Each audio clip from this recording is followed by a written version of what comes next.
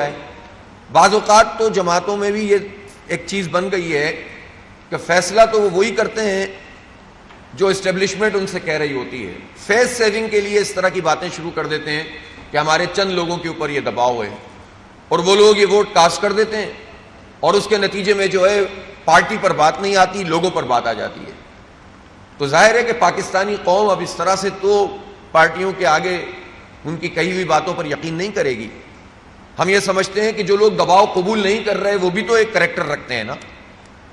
تو جو دباؤ قبول کر رہے ہیں اس کے حوالے سے بھی پریشان ہیں لوگ کہ ڈیفیکشن کلوز میں بھی تبدیلی چاہتے ہیں, اس میں بھی جو ہے وہ مکمکہ کرنے کی بات ہو رہی ہے. لہذا ہم یہ سمجھتے ہیں کہ یہ آئینی ترمیم کلیتاً مسترد ہونی چاہیے, اس پر اس وقت گفتگو ہونی ہی نہیں چاہیے. نئے چیف جسٹس کو چارج سنبھال لینا چاہیے. عدلیہ کے نظام میں اگر اصلاحات کرنی ہے تو عدلیہ کے نظام کی اصلاحات ایک مکمل پیکیج ہے, اس میں صرف تقررات کا مسئلہ نہیں ہے. تقرر کے معاملے میں تو اب تک کی سب سے بہتر پوزیشن ہے کہ سینیورٹی پر جج بن جاتے ہیں, جس میں تنازعات ختم ہو گئے ہیں.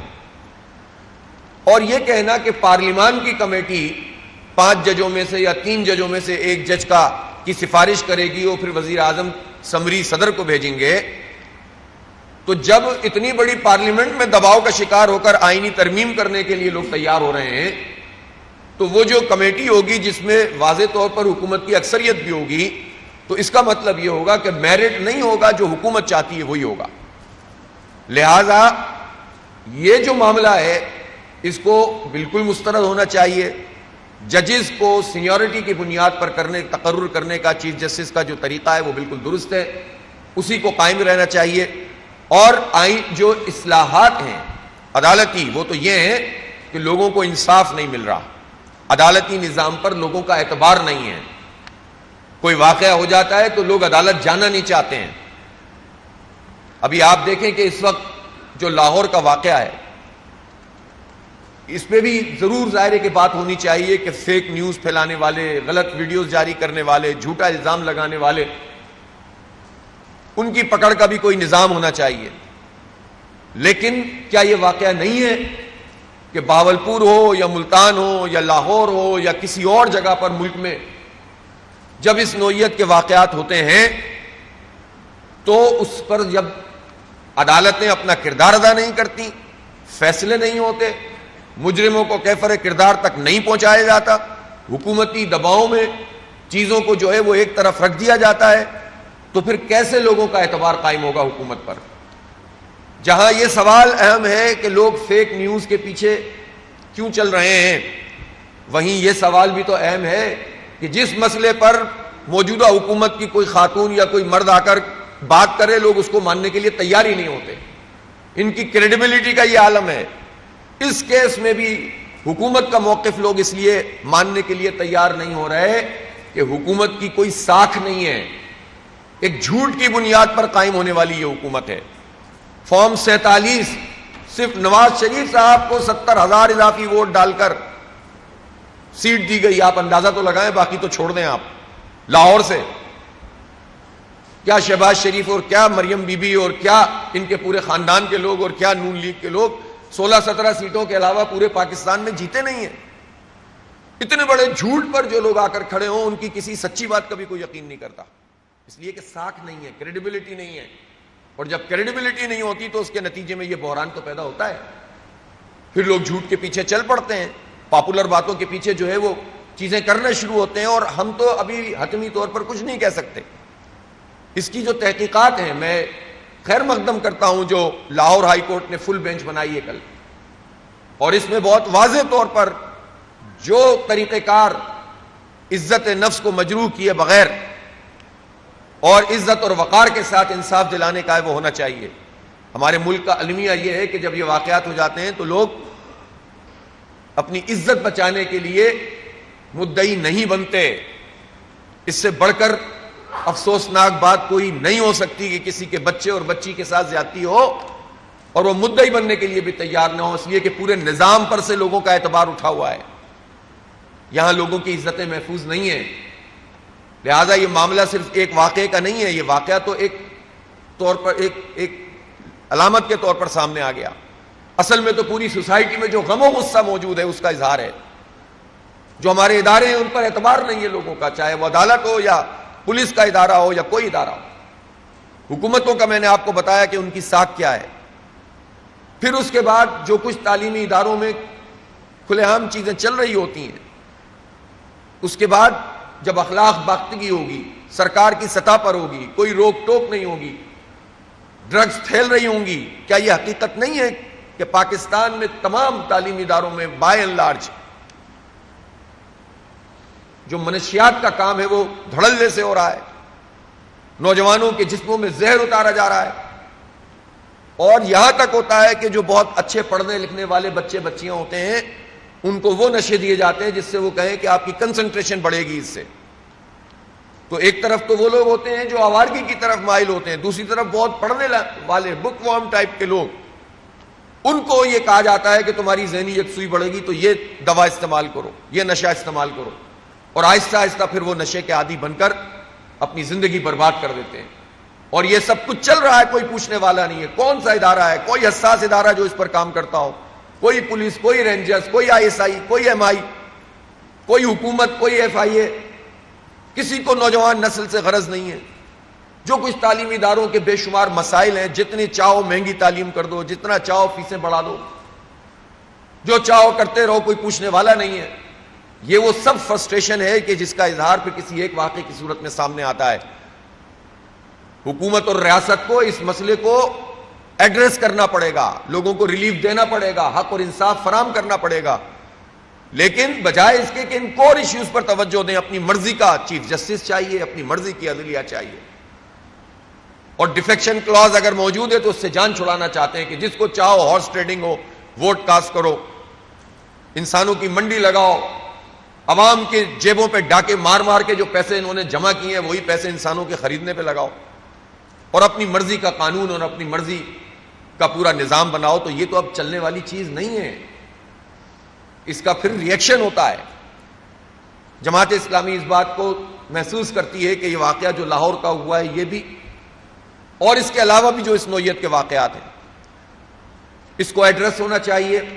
ضیاء الدین انصاری صاحب یہ خود بھی ایڈوکیٹ ہیں، ان کی سربراہی میں جو ہمارے لاہور کے امیر ہیں، ان کی سربراہی میں آج Jamaat Islami legal aid committee قائم کر رہی ہے، اور ہم وکلاء سے مشاورت بھی کریں گے۔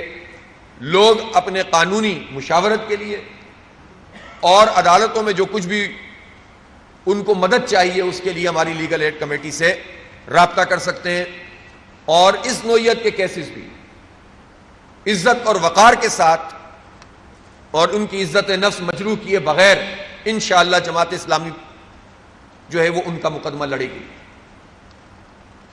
ظاہر ہے کہ اس کے لیے ہمیں ایک پورا نیٹ ورک بنانے کی بھی ضرورت ہوگی اور تعاون کی بھی ضرورت ہوگی، لیکن یہ جماعت اسلامی اپنا فرض سمجھتی ہے کہ جہاں ہم بے شمار مسائل میں لوگوں کے ساتھ تعاون کر رہے ہوتے ہیں تو ہم ان معاملات میں بھی، کہ جس طرح یہ زیادتی کا واقعہ ہو یا اور واقعات ہوں، کسی اور کے ساتھ ایسی زیادتی کہ جس میں لوگوں کو انصاف نہیں مل رہا ہو، تو جماعت اسلامی یہ قانونی مدد فراہم کرے گی، اور اس کے ساتھ ساتھ ہم اس پورے قانون کا جو نظام چل رہا ہے، عدالت کا نظام، اس کے حوالے سے بھی ہم ایک کمیٹی تشکیل دیں گے، اور ہم چاہیں گے کہ لیاقت بلوچ صاحب اس پر اپنی پورے جو ہے وہ ایک پیپر تیار کریں، اور تمام قانونی ماہرین سے مشورہ کر کے ایک ایسا ڈاکومنٹ تیار کریں کہ جس کے نتیجے میں تیز رفتار انصاف لوگوں کو مہیا ہو سکے۔ یعنی ان آئینی ترمیموں میں جو اب آنے کی بات ہو رہی ہے اور مسودے جس کی تھوڑی تھوڑی چیزیں سامنے آتی ہیں، اگر اپنی مرضی سے لوگ ہائی کورٹ کے ججوں کا ٹرانسفر کرنے لگ جائیں حکومتیں، تو آپ سوچ سکتے ہیں کہ کس طرح سے ہائی کورٹ کو اپنے انگوٹھے کے نیچے رکھنے کا یہ عمل ہوگا۔ اس لیے اس میں جو پارٹی بھی مہر لگائے گی سمجھ لیں کہ وہ اعلی کار بنے گی اور عوام کی نگاہوں میں نیچی ہو جائے گی۔ صرف جھوٹ کی بنیاد کے اوپر لوگوں کو دھوکہ نہیں دیا جا سکتا، یہ کہہ کر جان نہیں چھڑائی جا سکتی کہ ہمارے 4 بندے بک گئے۔ آپ کے 4 بندے بک گئے تو آپ اس میں شامل ہوں گے، ہم یہی سمجھیں گے۔ اپنے بندوں کو بچاؤ، ان کو بکنے سے بچاؤ، ان کو دباؤ سے بچاؤ۔ پولیٹیکل پارٹیز کی ذمہ داری، ان کے سربراہوں کی ذمہ داری ہے۔ کیسے کسی پر دباؤ پڑ رہا ہے آپ بتائیں نا، کون دباؤ ڈال رہا ہے؟ جو سربراہان ہیں ان پارٹیوں کے وہ بتائیں نا کہ کون دباؤ ڈال رہا ہے اور کس پر دباؤ ڈال رہا ہے، قوم کے سامنے ایکسپوز کریں، دباؤ ختم ہو جائے گا۔ لیکن ایسا لگتا ہے کہ بعض اوقات پارٹیاں خود ہی طے کر لیتی ہیں کہ اتنے لوگ حق میں بات کریں گے اور اتنے خلاف کریں گے، اور بعد میں یہ کہہ کر کے دباؤ تھا جان چھڑا لیں گے. یہ دھندا اب نہیں چلے گا. میں اس موقع کے اوپر فلسطین میں جو حماس کے سربراہ یحییٰ سنوار جن کو شہید کیا گیا ہے، اسرائیل کی اس پوری دہشت گردی کی ہم مذمت کرتے ہیں. یحییٰ سنوار ایک بہت عظیم انسان تھے. 22-23 سال وہ اسرائیل کی جیل میں رہے اور وہاں انہوں نے علمی اعتبار سے بھی بڑا کام کیا، عبرانی زبان سیکھی اور اس پوری مزاحمت کو منظم کرنے میں انہوں نے بھرپور کردار ادا کیا. وہ مجاہد بھی تھے، وہ بہترین سیاستدان بھی تھے، وہ بہترین یوتھ کے لیڈر بھی تھے اور علمی اور ادبی شخصیت بھی تھے، اور ان کے نام سے اسرائیل ظاہر خوف کھاتا تھا. لیکن اگر اسرائیل یہ سمجھ رہا ہے کہ اسماعیل ہنیہ کو اور یحییٰ سنوار کو شہید کر کے وہ اپنے مقاصد حاصل کر لے گا، تو آپ کو پتہ ہونا چاہیے کہ اس صدی کے آغاز میں شیخ احمد یاسین کو شہید کیا گیا تھا، اور ان کے فوراً بعد جب عبدالعزیز رنتسی حماس کے سربراہ بنے تھے تو چند ہفتوں بعد ان کو بھی شہید کر دیا گیا تھا. اور اسرائیل نے اس وقت بھی یہ سمجھا تھا کہ ہم نے حماس کی قوت کو توڑ دیا ہے. حماس اس سے زیادہ قوت کے ساتھ سامنے آئی. جو نظریاتی تحریکیں ہوتی ہیں، جو اپنے عقیدے کی بنیاد پر ہوتی ہیں، جو ڈیموکریٹک ویلیوز رکھتی ہیں، جو مشاورت کا نظام رکھتی ہیں اور جو اپنے عوام کی خدمت کرتی ہیں، وہ کبھی بھی اس طرح سے لیڈرشپ کی شہادتوں سے ختم نہیں ہوتی، بلکہ ایک نئی قوت ان کو ملتی ہے. اور حماس اس دور نو کی ایک عظیم تحریک ہے جو قانونی اعتبار سے بھی پوری طرح سے اس کی مزاحمت صحیح ہے اور اقوام متحدہ کے چارٹر کے مطابق ہے. وہ جمہوری طریقے سے الیکشن جیتے تھے اور ان کو امریکہ نے اور ان ساری قوتوں نے نہیں آگے بڑھنے دیا تھا، اور ان کی مزاحمت بھی اقوام متحدہ کے چارٹر کے مطابق ہے. لہٰذا ہم اسرائیل کی مذمت کرتے ہیں اور ہم دعا کرتے ہیں کہ اللہ تعالیٰ ان تمام شہداء کے درجات کو بلند فرمائے. اتنی بڑی قربانی جو فلسطین کے اور غزہ کے لوگ دے رہے ہیں اور لبنان کے لوگ، یہ پوری امت کا فرض کفایہ ادا کر رہے ہیں اور پوری امت کو ان کے پیچھے کھڑا ہونا چاہیے اور حکومتوں کو بھی. فلسطین کا تذکرہ ظاہر ہے اس لیے زیادہ ہے کہ 1 سال ہو گیا ہے کہ دہشت گردی کی یہ فضا موجود ہے، لیکن ہم اپنے کشمیر کو کسی صورت میں بھی بیک برنر پر نہیں ڈالنا چاہتے، جو کہ حکمران یہ کام کرتے ہیں. 27 اکتوبر وہ دن ہے، سیاہ ترین دن ہے، جب بھارت نے 1947 میں اپنی فوجیں کشمیر میں اتاری تھی، اور جب سے لے کر اب تک لاکھوں کی تعداد میں لوگ شہید ہوئے ہیں، زخمی ہوئے ہیں. ان کی جو آبادی ہے اس آبادی کو کم کر کے باہر سے آبادی لا کر بسانے کی کوشش کی گئی ہے، اور کیا ظلم ہے جو وہاں نہیں کیا گیا. عزتیں پامال ہوئی ہیں، اور اس کے باوجود وہاں کے جو لوگ ہیں انہوں نے مزاحمت کی اس تحریک کو زندہ رکھا ہے. بدقسمتی سے پچھلے ایک عرصے سے پاکستان کی حکومتیں اور پوری ریاست کو اپنا وہ کردار ادا نہیں کر رہی جو اسے کرنا چاہیے. ہر دفعہ یہ کہہ کر جان نہیں چھڑا سکتے کہ معیشت کا مسئلہ ہے، ہم اس پہ بات نہیں کر سکتے، ہم اس پہ بات نہیں. کشمیر کا مسئلہ یہ نہیں ہے جو معیشت سے ناپا تولا جائے گا، وہ ہمارے جسم کا حصہ ہے، وہ ہماری شہ رگ ہے، وہ اس کے بغیر پاکستان کا وجود مکمل نہیں ہے، اور وہ ہماری معاشی شہ رگ بھی ہے. سارے پانی وہاں، سارے دریا سب وہیں سے آتے ہیں، اور ایک قربانیاں ہیں، اس کی لیگیسی ہے. ہم کیسے مقبوضہ کشمیر کو جو ہے وہ بھارت کے حوالے کر کے اس سے بات چیت شروع کر سکتے ہیں. اور میں اس میں واضح کرنا چاہتا ہوں کہ یہ میاں برادران، خاص طور پر یہ شریف فیملی جب حکومت میں آتی ہے تو انہیں کچھ زیادہ ہی پریشانی ہوتی ہے کہ بھارت سے کس طرح دوستی کو آگے بڑھایا جائے اور تجارت کو آگے بڑھایا جائے. اس موقع پر جب بھارت دنیا میں آئسولیٹ ہو رہا ہے، یعنی امریکہ جیسی جگہ پر جہاں اس نے سکھ لیڈر کو بھارتی اداروں نے ٹارگٹ کیا اور قتل کیا، اور اب امریکہ اور کینیڈا میں بھی بھارت کے خلاف ایک رد عمل موجود ہے اور بڑی بڑی جو ڈپلومیٹک میدان میں بھارت کو شکست ہو رہی ہے. جب خود نریندر مودی اپنے ملک میں وہ اہداف حاصل نہیں کر سکا الیکشن میں کہ جو وہ کہہ رہا تھا کہ اب کی بار 400 پار، اس کو عملاً تو بھارت کے عوام نے شکست دی ہے، جس کا ڈھنڈورا اتنا پیٹا جا رہا تھا کہ وہ ایک سکسیسفل رہنما کے طور پر سامنے آ رہا ہے. اور صرف وہی نہیں، جب کشمیر میں انتخاب ہوا تو کشمیر میں بھی مودی کی پارٹی کو بہت واضح شکست ہوئی.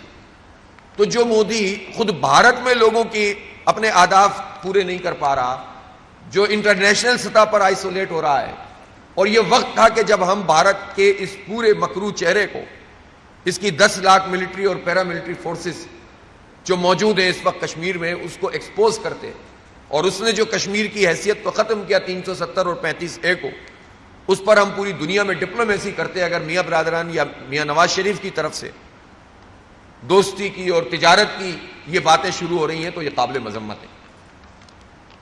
ماضی میں بھی وہ اس طرح کی باتیں کرتے رہے کہ مشرقی پنجاب اور مغربی پنجاب میں تو صرف ایک سرحد کا ہے اور یہ لکیر ہے، اس کے دونوں طرف ہم ایک جیسے لوگ ہیں.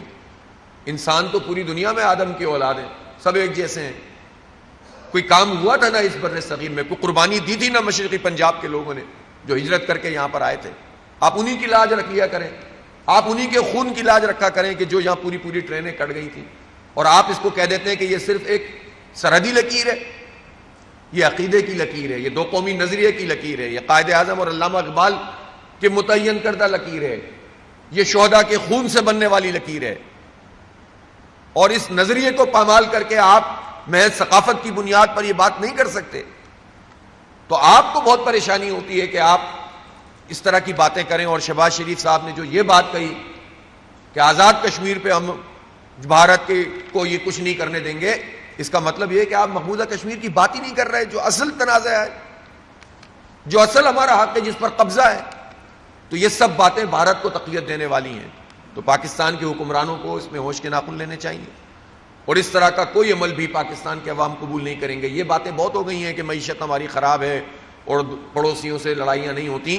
پڑوسی آپ کے گھر پہ قبضہ کر لے، آپ کے بچوں کو عورتوں کو شہید کر دے، آپ کو پیلٹ گنوں سے نابینا کر دے، اور آپ کہیں کہ پڑوسی سے دوستی ہوتی ہے. تو اس لیے اگر کوئی مذاکرات ہے بھی، وہ بھی ٹرائی پارٹائڈ ہونے چاہیے، جس میں کشمیریوں کو بھی شامل ہونا چاہیے، جو ان کی نمائندگی وہ بھی ہونی چاہیے. یہ تھوڑی ہو سکتا ہے کہ آپ دو خاندان بیٹھ کر بات کر لیں. لیکن اس وقت تو مذاکرات کے بجائے بھارت کو ایکسپوز کرنے کی بات ہے. 27 اکتوبر کو کشمیری یوم سیاہ کے طور پر مناتے ہیں، اور جماعت اسلامی نے بھی یہ فیصلہ کیا ہے کہ 27 اکتوبر کو ہم یہ جو بھارت کی جارحیت ہے اس کے حوالے سے یوم سیاہ کے طور پر منائیں گے، جہاں ہم پاکستان میں ہونے والے تمام چیزوں سے غافل نہیں رہ سکتے، ان تمام ایشوز کو ٹیک اپ کرتے ہیں. IPPs کا معاملہ ہے جس پر ہم مسلسل کام کر رہے ہیں. ہماری تحریک ہے وہ جاری ہے، ہماری ممبرشپ کیمپین چل رہی ہے، اس کے بعد کمیٹیاں بنیں گی، اور پھر ہم ایک بڑے نئی عوامی تحریک کو لانچ کریں گے. اور ریفرینڈم بھی ہمیں اب اگلے مہینے میں کوئی ڈیٹ طے کرنی ہے، جس میں ہم لوگوں سے یہ رائے لیں کہ بجلی کے بل ادا بھی کرنے ہیں کہ نہیں کرنے. اور پھر اس کے ساتھ ہم پھر اس تحریک کو ایک نئے مرحلے میں داخل کریں گے. لیکن ہم ظاہر ہے اپنے کشمیری بھائیوں سے بھی غافل نہیں رہ سکتے، اور اپنے فلسطینی بھائیوں اور مسجد اقصیٰ کی آزادی کی جنگ سے بھی دور نہیں رہ سکتے. لہٰذا ہم ان تمام امور پر اپنی ایک واضح جو ہے وہ موقف رکھتے ہیں. آپ سب لوگوں کی تشریف آوری کا بہت بہت شکریہ.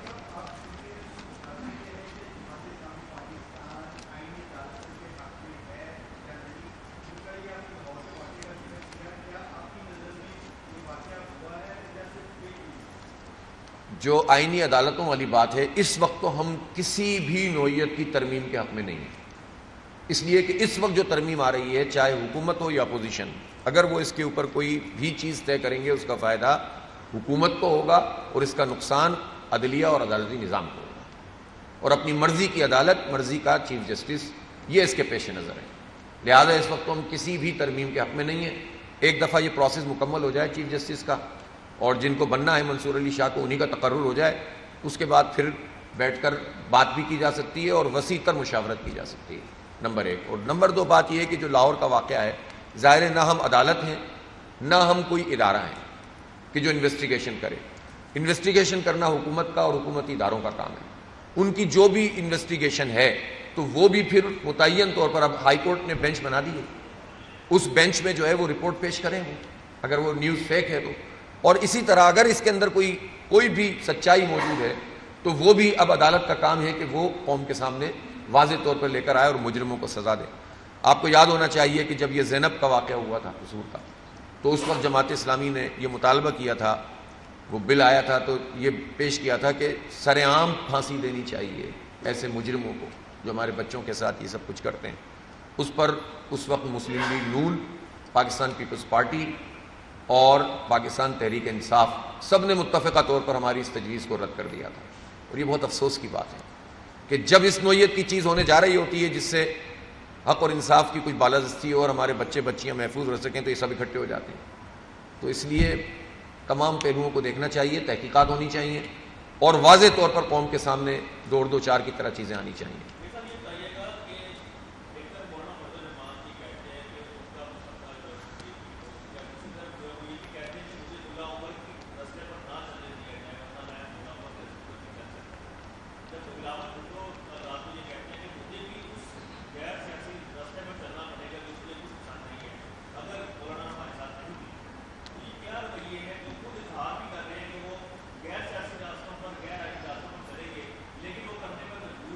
ظاہر ہے وہ تو خود ہی وہ بتائیں گے دونوں حضرات کہ ان کے ذہن میں کیا کون سا راستہ ہے.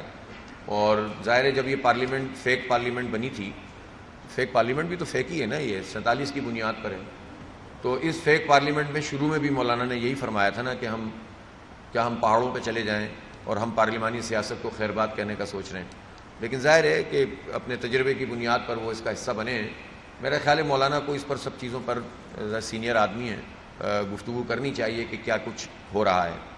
لیکن سوال یہ پیدا ہوتا ہے کہ جب اس فیک پارلیمنٹ کے حوالے سے سیٹوں کی تقسیم کا مرحلہ آیا, ظاہر تحریک انصاف کے ساتھ یہ زیادتی ہوئی تھی کہ ان کی جو سیٹیں تھیں جو اضافہ کیا کہلاتی ہیں مخصوص نشستیں, وہ ان کو نہیں دی گئیں. تو پھر بٹوارہ ہوا, تو یہ بٹوارہ میں تو سب نے حاصل کر لی تھی, نون نے بھی حاصل کر لی تھی, JUI نے بھی کر لی تھی, MQM نے بھی کر لی تھی, سب نے کر لی تھی. کم از کم وہاں تو اسٹینڈ لے لینا چاہیے تھا نا کہ یہ سیٹ ہمیں نہیں چاہیے. تو اس سے پتہ چلتا کہ نہیں بات کتنی سنجیدہ ہے. لیکن جب ہم آتی ہوئی چیز ہاتھ میں لے لیں اور اصولی موقف بیان کریں تو پھر جبھی تو اعتبار قائم نہیں ہوتے پارٹیوں کے, جبھی تو لوگ سمجھتے ہیں کہ اندر سے کچھ ہے اور باہر سے کچھ ہے. بہرحال سب پارٹیوں کی یہ ذمہ داری ہے کہ وہ اپنے ایکشن میں بھی, اپنے عمل میں بھی اور اپنی گفتگو میں بھی مطابقت بھی پیدا کریں اور اسٹینڈ بھی لینا سیکھیں. تو میرا خیال ہے بہتر ہو جائیں گی چیزیں. ٹھیک ہے جناب.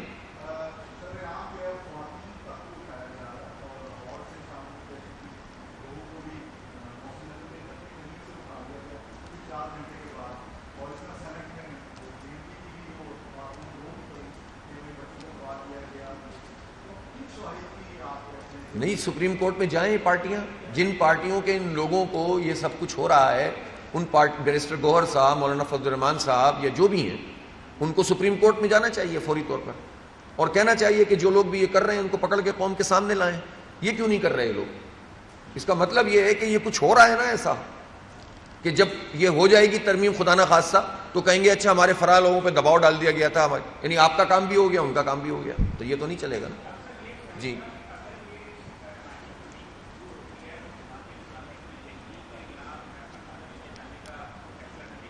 اول تو یہ کہ یہ ترمیم کیسے منظور ہوگی, جب منظور ہوگی تو یہ تو پھر سارے اکٹھے ہو کر ہی منظور کریں گے نا.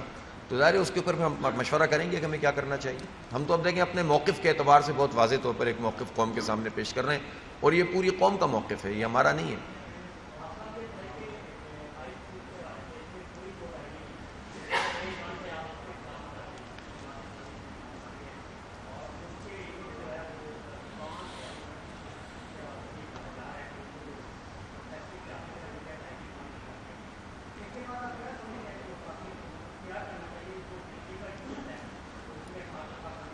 بھئی یہ تو 100-150 کے قریب IPPs ہیں, اس میں سے 5 وہ ہیں جنہوں نے بند کرنے کا فیصلہ کیا ہے, لیکن اس کے لیے بھی ایک اماؤنٹ ان کو دی جا رہی ہے جو کہ ظاہر ہے کہ عجیب سی بات ہے, پہلے ہی اتنے پیسے دے چکے ہیں.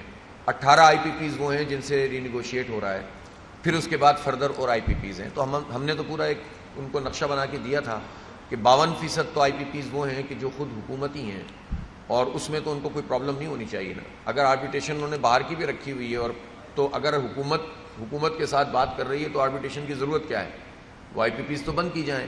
جب آپ حکومتی IPPs کو بند کریں گے اور پھر اس کے ساتھ ساتھ آپ جو ہے وہ اپنے پسندیدہ ترین جو لوگ ہیں, منشا گروپ ہے, رزاق داؤد صاحب ہیں, ندیم بابر صاحب ہیں, یہ سب حکومتوں میں ظاہر انفلوئنشل ہوتے ہیں.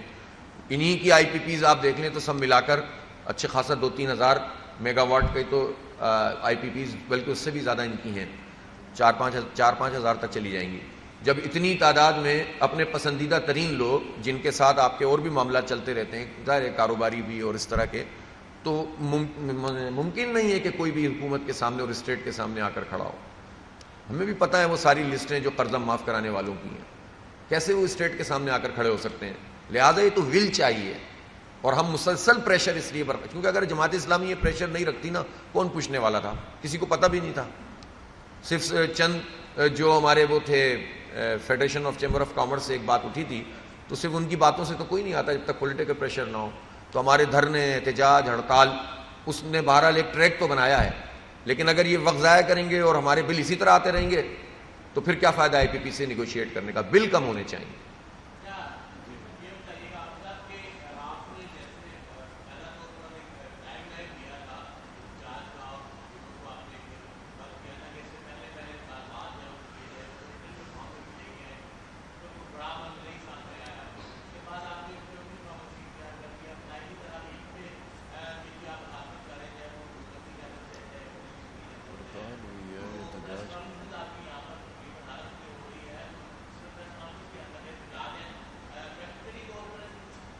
یار آپ جس بھی چینل سے ہیں، آپ سب لوگ ہمارے احتجاج، ہمارے ہڑتال، ہمارے دھرنے سب کور کرتے ہیں.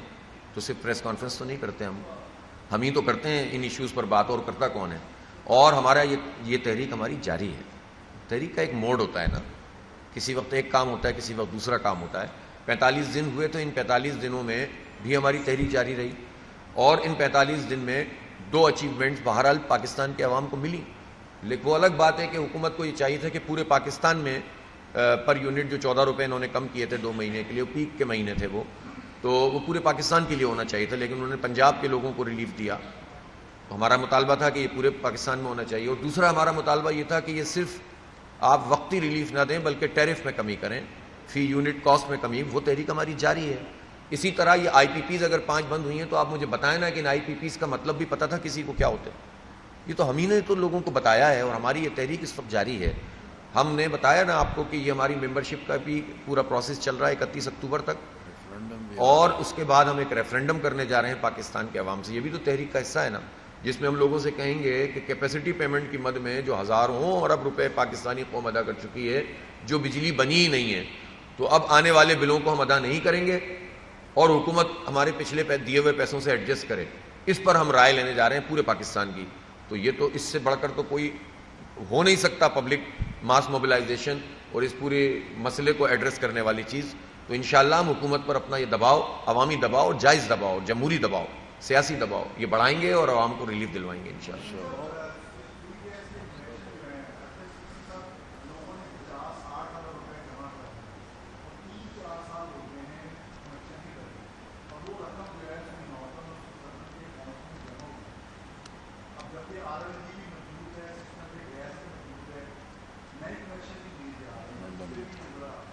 نہیں ٹھیک ہے، یہ بات آپ کی صحیح ہے. یعنی ظاہر ہے کہ نئے کنیکشن بھی نہیں دے رہے، اور جو کنیکشن موجود ہے اس میں گیس بھی نہیں آ رہی نا. اس کی اتنی بڑے پیمانے پر لوڈ شیڈنگ، اور جو سردی بڑھتی ہے لوڈ شیڈنگ بھی بڑھ جاتی ہے. اب لوگوں کو سلنڈر ہی اگر خریدنے ہیں تو پھر آپ بتائیں نا کہ، اور پھر بل اتنے مہنگے کر دیے، فکس چارجز اس میں لگا دیے. تو یہ پورا ایک یعنی گیس کے حوالے سے بھی جس طرح بجلی میں حکومت اس طرح سے گڑبڑ کر رہی ہے پورے معاملات میں، گیس میں بھی یہی معاملات ہیں. تو اس کو ہم نے اپنی تحریک کا حصہ بنایا ہے. یہ صحیح بات ہے آپ کی، ہم اس پر بات کریں گے. شکریہ جی.